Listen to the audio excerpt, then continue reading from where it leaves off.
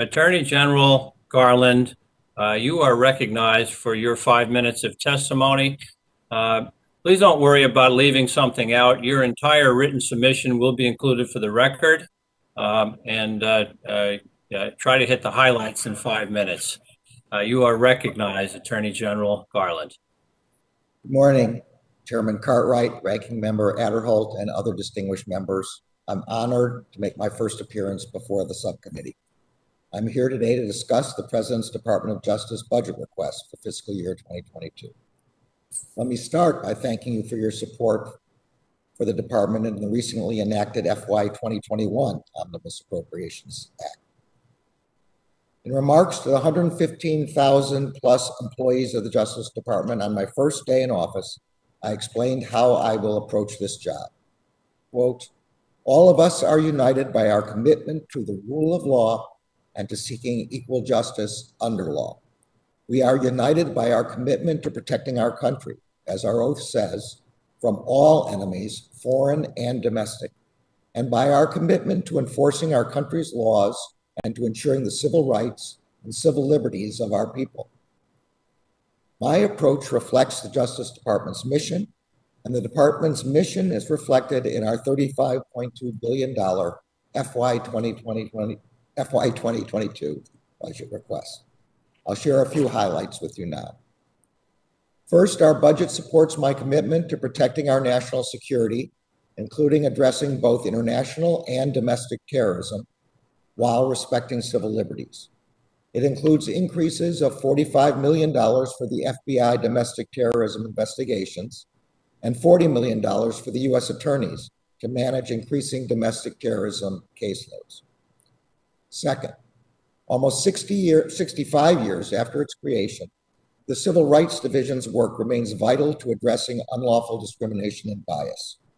Our budget seeks to increase the department's civil rights funding by $33 million, providing a total of $209 million for the Civil Rights Division, the Community Relations Service, and related civil rights work. From protecting voting rights to prosecuting hate crimes like those experienced by our Asian American and Pacific Islander communities during the pandemic, DOJ's civil rights work is critical to protecting the American dream. Another highlight of the President's request is an historic investment of $1 billion to support the work of the Justice Department's Office of Violence Against Women. The important grant programs administered by OVW will assist our state, local, territorial, and tribal partners in addressing gender-based violence. In addition, $120 million is provided to expand our efforts to address widespread rape kit backlogs and to fund new investigative training programs for law enforcement officers and prosecutors in units dedicated to investigating gender-based violence. Promoting public trust between communities and law enforcement is essential to making both communities and policing safer. Our budget proposes increased investment in programs that support community-oriented policing and addressing systemic inequities, including $1.2 billion, an increase of $304 million.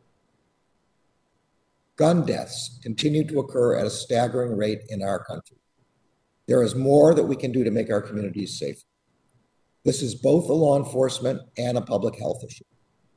We are seeking to increase our support to combat gun violence by $232 million for FY 2022, supporting both DOJ federal law enforcement resources as well as grant funding for community violence intervention programs, improved background checks, and more comprehensive red flag laws.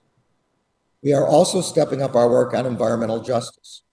Communities of color, low-income communities, and tribal communities often suffer the most harm from environmental crimes and pollution. Among our efforts, we are seeking increased resources for our Environment and Natural Resource Division to help these vulnerable populations.